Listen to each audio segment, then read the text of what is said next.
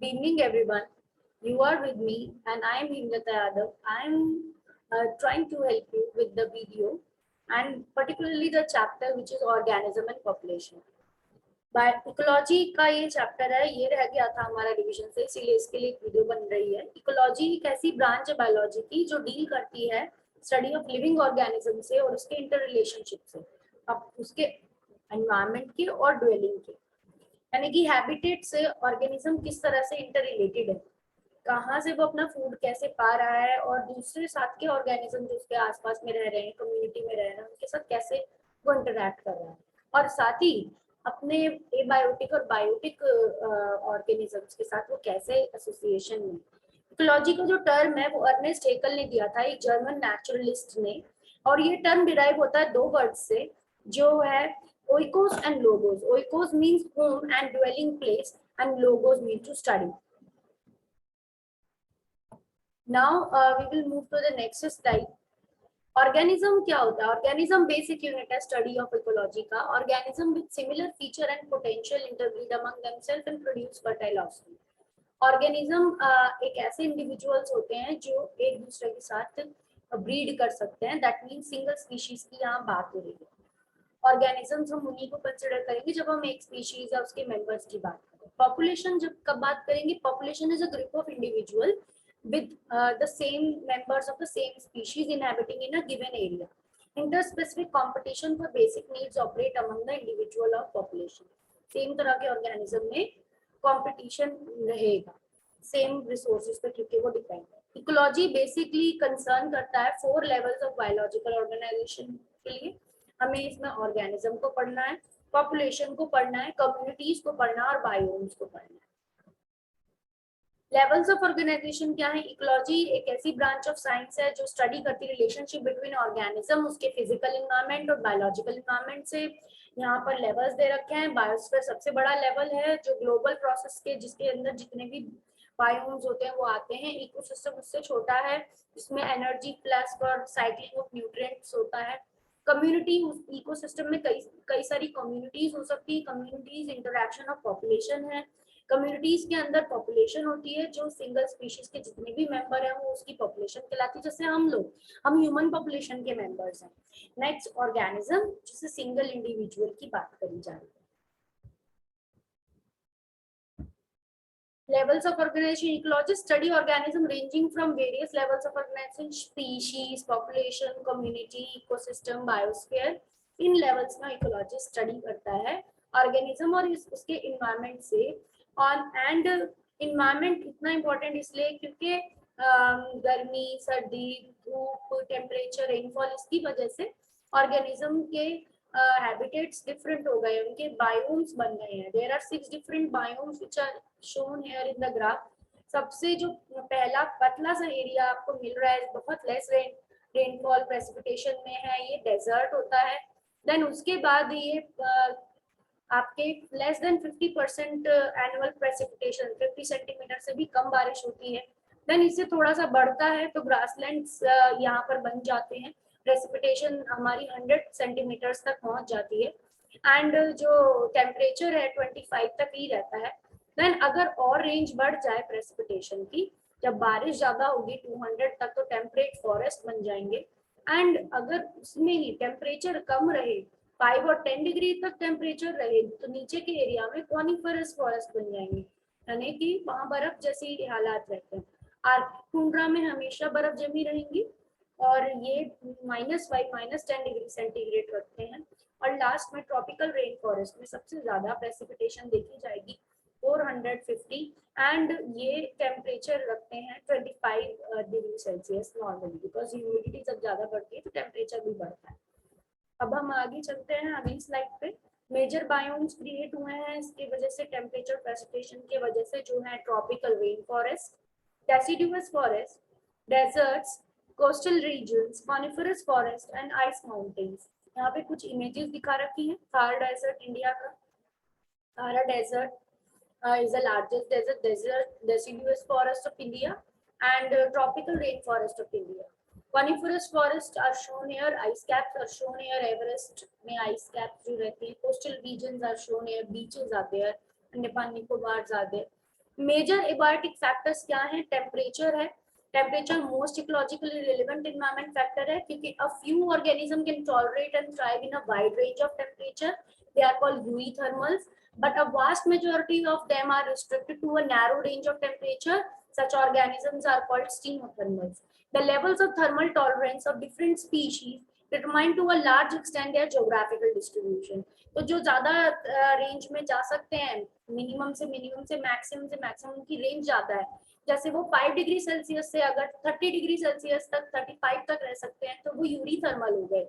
और अगर वो नैरो रेंज में रह सकते हैं ऐसे ऑर्गेनिज्म जो सिर्फ 20 डिग्री के अंदर उनका रेंज है, वहीं तक रह सकते हैं टेम्परेचर पे, तो वो स्टीनोथर्मल्स हो गए, क्योंकि अगर वो ज्यादा रेंज में रह पाएंगे तो वो ज्यादा जोग्राफिकली डिस्ट्रीब्यूटेड होंगे, ये इसका सिग्निफिकेंस है।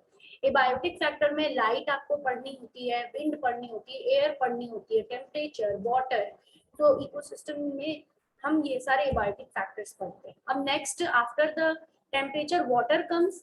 Water is most important factor, क्योंकि वो हमारी लाइफ को इन्फ्लुएंस करता है, ऑर्गेनिजम्स की लाइफ को। In fact life on the earth originated in water and unsustainable without water. Its availability is so limited in desert that only special adaptation make it possible to live there.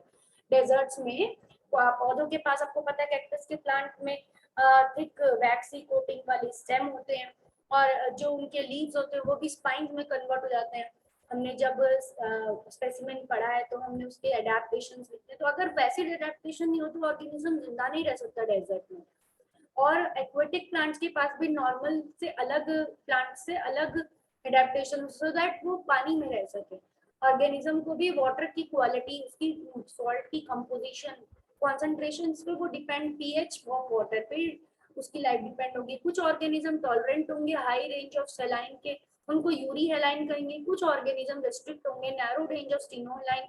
Many fresh water organism can not live without for long in the sea water and vice versa because osmotic problem, वो सी में नहीं रह सकते। बहुत सारे ऐसे fresh water के animals हैं, क्योंकि उनको osmotic प्रॉब्लम हो जाएगी, उनकी ऑस्मोसिस डिफरेंट हो जाएगी। Now light is another factor which is there after the water. So it help in the for the autotrophs, and it is the help in providing food, preparing food because of photosynthesis. Many species of small plant that are overshadowed by tall plants are adapted to photosynthesize optimally under very low condition. जो छोटे छोटे plant होते हैं, वो वाले जो plant होते हैं वो ओवरशैडो अगर हो रहे हैं बड़े प्लांट से, तो उनको क्या होता है, वो ऑप्टिमाइज कर लेते हैं अपनी लाइट, कम लाइट की कंडीशन में ही वो फोटोसिंथेसिस करने लग जाते हैं। And the light play a key role in flowering of many species, it helps in meeting their photoperiodic requirement. Many animals are diurnals and they are having they note the temperature, and with their foraging time, their mating time, their eating time is related to the when the sun is there or it is night. कुछ nocturnal होंगे, वो रात में active होंगे, जो दिन में होते हैं वो दिन के टाइम पर एक्टिव होंगे। The UV component of the spectrum is harmful to many organisms. अब यहाँ ओशनिक स्ट्रेटिफिकेशन हम देखा जाता है कि ओशन में देयर आर वेरियस जोन्स, जहाँ पर कहीं पर लाइट जा पाएगी ओशन में, कहीं पर नहीं जा पाएगी, because of the ocean is very deep. तो जहाँ पर बिल्कुल लाइट जा सकती है, जो वाटर बिल्कुल फ्री फ्लोइंग है, वहां पर उस एरिया को पेलागिक एरिया बोलते हैं। देन उसके नीचे थोड़ा सा आने पर नेक्रेटिक एरिया बोला जाता है, ओशनिक एरिया बोला जाता है, एपिपेलेगिक एरिया बोला जाता है, फोटिक जोन बोला जाता है उसके बाद। देन लो वाटर एंड उसके नीचे और जाएंगे तो mesopelagic area, and then benthopelagic area and abyssal pelagic area, hadopelagic area. तो 10,000 मीटर्स तक नीचे जाने पर इतना हमें जोन्स, ओजोन के जोन्स में, ओशन के जोन मिलते हैं। जो एल्गी होती हैं कॉमनली फाउंड होंगी डीपेस्ट वाटर में, वो रेड एल्गी होंगी, एंड रेड एल्गी वहां पर इसीलिए होती हैं because red algae deepest water में फोटोसिंथेसिस कर सकती है। उनमें कुछ ऐसे पिगमेंट्स हैं जो कि डीपेस्ट वाटर में भी कैल्प्स हैं, जैसे कैल्प्स बहुत ज्यादा लंबी होती है, 6-7 मीटर्स हाइट उनकी होती है, और वो सबसे डीपेस्ट वाटर में हमें मिलती हैं। तो ओशन में देयर आर डिफरेंट जोन्स, जहाँ पर फोटिक जोन होता है, ए फोटिक जोन होता है। ए फोटिक जोन में लाइट नहीं पेनिट्रेट कर पाती ज्यादा डीप तक, और फोटिक जोन में लाइट पेनिट्रेट कर पाती है। And it is 700 to 1000 meter तक ये जोन रहता है। And benthic pelagic is also till the lower than that 10 degree Celsius हम देख रहे हैं, नीचे जाते जाते पानी का टेम्परेचर भी कम होता जाएगा, ठंडा और ज्यादा होता जाएगा पानी। एंड यहाँ पर अगर देखें तो जो ऐसे भी एरिया होंगे जहां पर under water there is the some we can say base of the sea bed होगा। सी बेड जो होगा वहां पर सैंड भी होगी, वहां पर कुछ ऐसे प्लांट्स भी उग रहे होंगे जो वहां पर जैसे कोरल रीफ्स की बात होती है। तो इसका इम्पोर्टेंस सिर्फ इतना है ये जानना कि जो जोन बहुत डीप में है उसमें ऐसे ही प्लांट सरवाइव कर पाएंगे जो लाइट, जो रेड कलर की लाइट को एब्जॉर्ब कर पाएंगे और फोटोसिंथेसिस कर पाएंगे। सॉइल पे जब हम आते हैं तो quality of soil, percolation and water holding, हम एबायोटिक फैक्टर्स डिस्कस कर रहे हैं, जिसमें हमने अभी लाइट का एबायोटिक फैक्टर डिस्कस किया है। लाइट ऑटोट्रॉफ्स के लिए बहुत जरूरी है फोटोसिंथेसिस के लिए।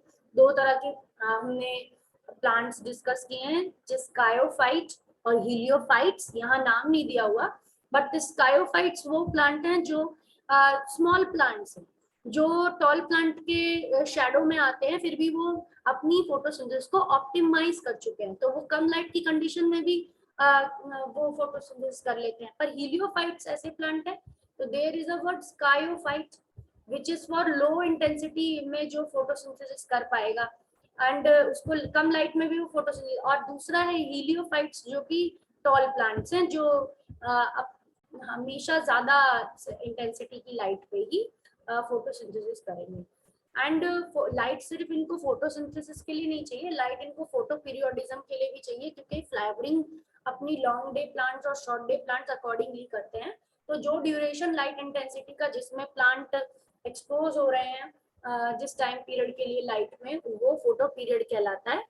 और एनिमल्स के लिए भी इवन सीजनल वेरिएशन के हिसाब से उनकी रिदम्स बदल जाती हैं, डायोर्नल रिदम्स, दैट मींस ऐसे एनिमल जो डे में एक्टिव होते हैं। नॉक्टर्नल एनिमल्स, दैट मींस ऐसे एनिमल जो रात में एक्टिव होते हैं, क्योंकि उनकी विजन अलग है, उनकी विजन स्कोटोपिक विजन है, और हमारी जो दिन में होती है, हम लोग बाइनोकुलर विजन वाले हैं, हम लोग दिन में देख पाते हैं। हमारे रॉड्स और कोन्स की आईज में डिफरेंट अमाउंट होती है, जिसकी वजह से अलग तरह के एनिमल्स होते हैं। The availability of light on the land is closely linked with that of temperature, since the sun is the source for both. तो सन की वजह से लाइट जो आ रही है उसकी वजह से ही टेम्परेचर भी थोड़ा बहुत कंट्रोल होता है। सन दोनों का सोर्स है, लाइट आएगी तो टेम्परेचर भी आएगा, और यूवी कंपोनेंट इवन हार्मफुल भी होता है।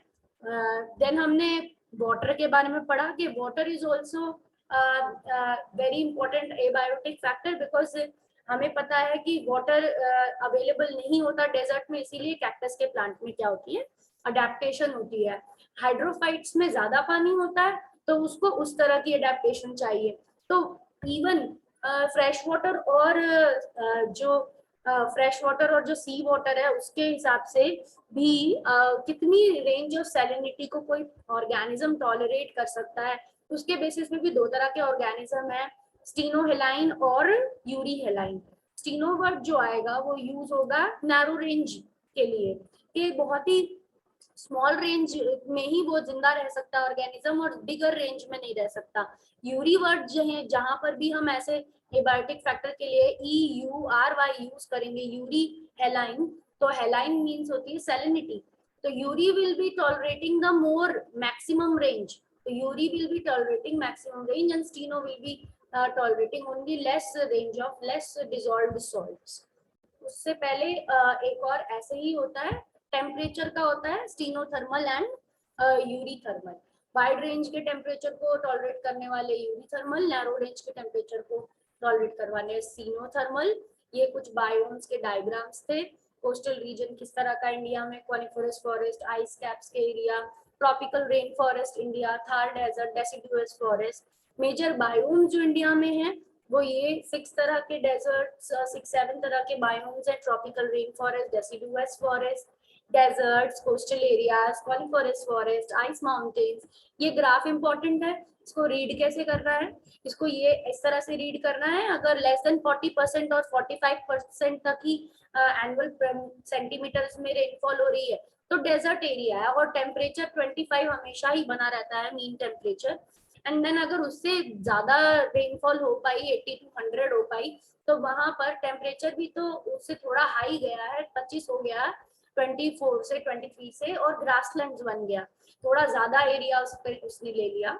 एंड ओवरलैपिंग भी है कि डेजर्ट में भी थोड़ा बहुत ग्रासेस मिल सकती हैं, बाकी टेम्परेट फॉरेस्ट में भी ग्रासलैंड एरिया आएगा, और कॉनिफरस में भी थोड़ा बहुत ग्रासलैंड एरिया आएगा। देन आ गया आगे, और अगर हम देखें तो 200 तक रेनफॉल जहाँ पर गई और टेम्परेचर हाई बना हुआ है, 23-24 टेम्परेचर मीन एनुअल रहता है, तो वो एरिया बन जाएगा टेम्परेट फॉरेस्ट।